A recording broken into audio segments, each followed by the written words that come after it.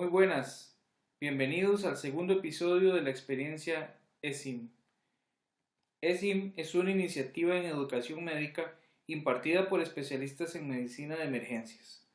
Nacimos con la misión de impactar positivamente la atención médica de la población costarricense, brindando confianza y seguridad al personal de atención de emergencias. Iniciamos hace 2 meses con nuestros cursos y ahora hemos decidido ampliar nuestro proyecto generando espacios audiovisuales de capacitación a través de nuestro canal de YouTube para médicos que trabajan en servicios de emergencias o en la atención primaria a lo largo y ancho del país. Mi nombre es Daniel Vindas y estaré hoy acompañándolos en este episodio. En este video aprenderemos a identificar de forma temprana a los pacientes con sepsis, así como reconocer cuáles medidas terapéuticas debo iniciar tempranamente para mejorar la sobrevida de estos pacientes, independientemente del lugar donde me encuentre trabajando. Iniciamos con el caso. Se trata de un paciente masculino de 58 años con el único antecedente de hiperplasia prostática benigna, quien consulta al servicio de emergencias de un hospital periférico con historia de fiebre y disuria de un día de evolución.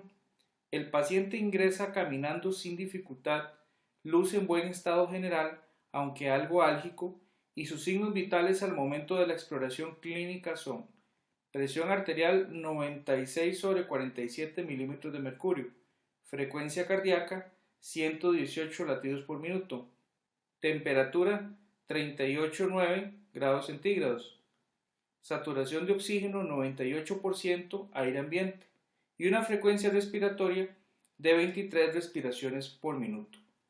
Al examen físico, tiene un adecuado estado de conciencia, no tiene ingurgitación yugular, los ruidos cardíacos se encuentran rítmicos, no tiene soplo ni frémito, tiene campos pulmonares con murmullo vesicular presente bilateral sin otros ruidos agregados, tiene abdomen blando, depresible, doloroso en el hipogastrio, sin edemas en extremidades, ni ningún déficit neurológico presente, y en la exploración de la piel se encuentra hipertérmica a la palpación con un llenado capilar lento.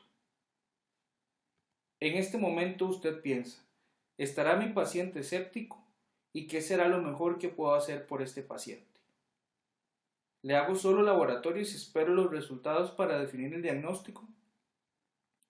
¿Le hago laboratorios y administro algo de líquido? ¿Le hago laboratorios, administro algún antibiótico empírico? ¿O le hago laboratorios, administro líquidos y utilizo algún antibiótico empírico?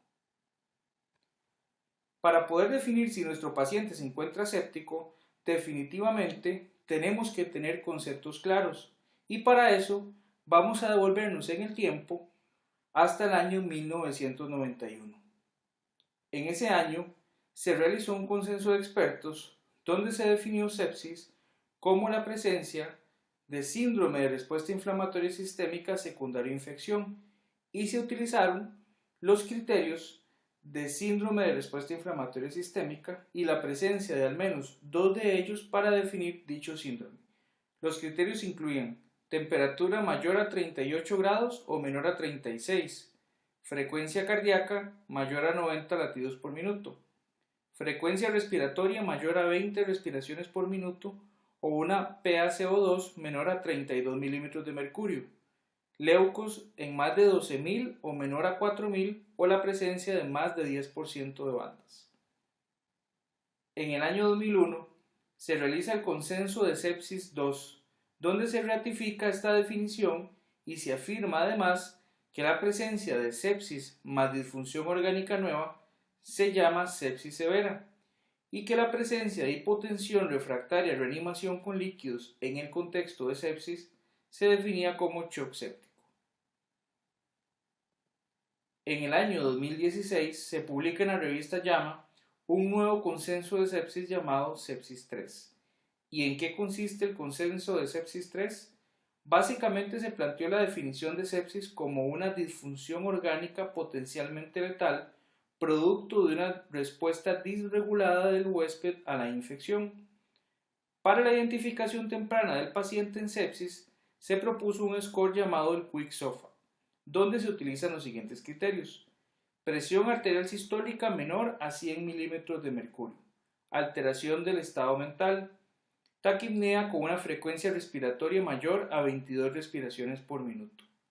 Según el consenso, en caso de tener más de 2 criterios de Quick-SOFA, debemos buscar evidencia de disfunción orgánica nueva utilizando el SOFA Score, y en caso de tener un puntaje de 2 o más, identificaríamos un paciente en sepsis, cuyo pronóstico vital estaría comprometido y tendría más posibilidad de internamiento prolongado en una unidad de cuidado crítico.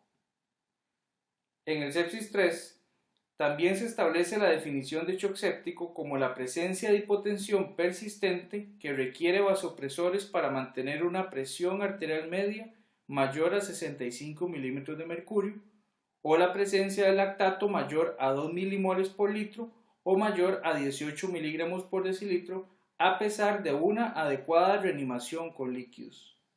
Esto siempre en ausencia de hipovolemia.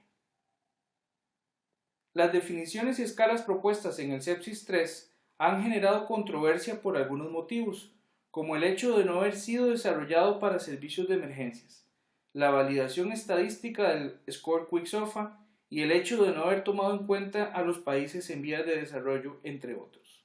Ante esta situación, surgen algunas preguntas como: ¿será incorrecto utilizar el síndrome de respuesta inflamatoria sistémica en la identificación temprana de pacientes sépticos? Se han planteado diversos estudios donde se compara la identificación de sepsis utilizando los criterios del síndrome de respuesta inflamatoria sistémica versus el Quick-SOFA o el SOFA Score. De 3 estudios principales publicados en los años 2016 y 2017, realizados tomando en cuenta pacientes de servicios de emergencias y unidades de cuidados intensivos, se logran extraer algunas conclusiones. Probablemente el Quick-SOFA y el SOFA Score sean mejores que el síndrome de respuesta inflamatoria sistémica para la predicción de mortalidad hospitalaria de pacientes sépticos, así como para predecir la necesidad de ingreso a una unidad de cuidado intensivo. El uso de escalas Quick-SOFA y SOFA Score probablemente generan mayor especificidad de la identificación del paciente séptico. Sin embargo, esto genera que las escalas sean menos sensibles en la identificación al compararlas con los criterios de síndrome de respuesta inflamatoria sistémica. Definitivamente, ninguno de los scores es perfecto. Por un lado, el síndrome de respuesta inflamatoria nos brinda mayor sensibilidad a expensas de la especificidad en la identificación, mientras que por otro lado, el Quick-SOFA o SOFA Score nos brindan una mayor especificidad en identificar cuáles pacientes van a tener mayor mortalidad y necesidad de terapia intensiva.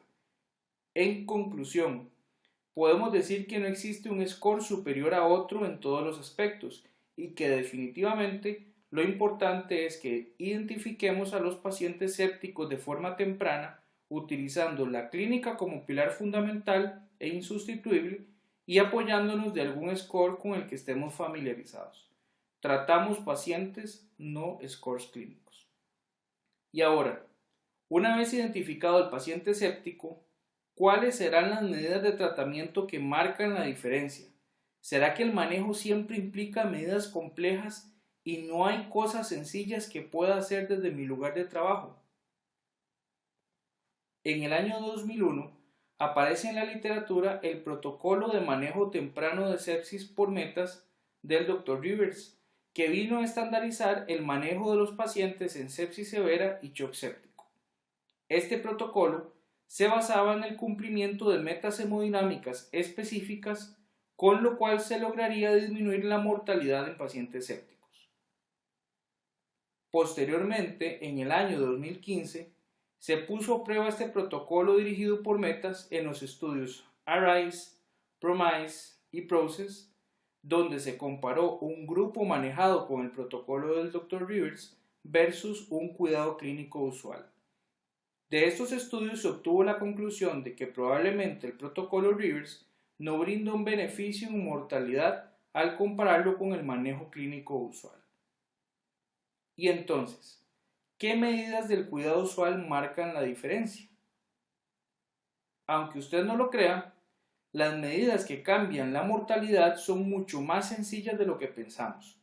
El reconocimiento temprano del paciente séptico, la reanimación efectiva con líquidos, el uso de antibióticos tempranos y el control de la fuente de infección son las medidas que pueden impactar a cualquier paciente independientemente de dónde lo estemos abordando. Volvamos a nuestro caso. Un paciente masculino de 58 años con el único antecedente de hiperplasia prostática benigna, quien consultó al servicio de emergencias de un hospital periférico con historia de fiebre y disuria de un día de evolución. Recordemos que nuestro paciente ingresó caminando sin dificultad, en buen estado general, con algo de dolor, y sus signos vitales al momento de la exploración clínica son presión arterial en 96 sobre 47 milímetros de mercurio, frecuencia cardíaca en 118 latidos por minuto, temperatura en 38,9, saturación de oxígeno 98%, aire ambiente, frecuencia respiratoria en 23 respiraciones por minuto. Al examen físico, recordemos que encontramos como hallazgos positivos la presencia de un dolor abdominal localizado en hipogastrio y en la exploración de la piel, una piel hipertérmica a la palpación con un llenado capilar lento. Nos planteamos entonces, ¿estará mi paciente séptico y qué será lo mejor que puedo hacer por el paciente?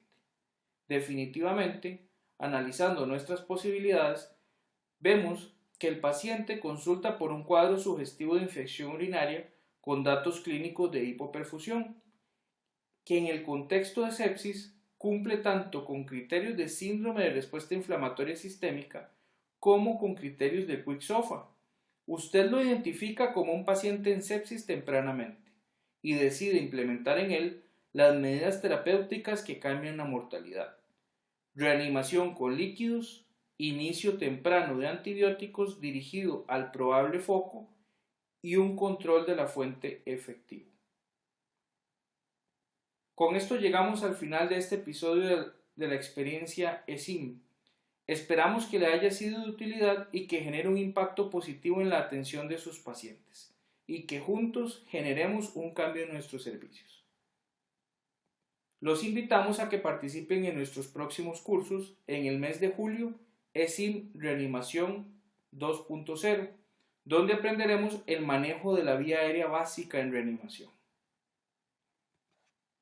Para más información, visite nuestra página en Facebook ESIM Simulación para Emergencias, donde encontrará toda la información de nuestros cursos, así como los links para los próximos videos. Encuéntrenos también en Twitter o en nuestro canal de YouTube. La próxima semana hablaremos sobre hipertensión arterial en el servicio de emergencias. Recuerde que la teoría no es suficiente. Bienvenidos a la experiencia de ESIM, una nueva forma de aprender.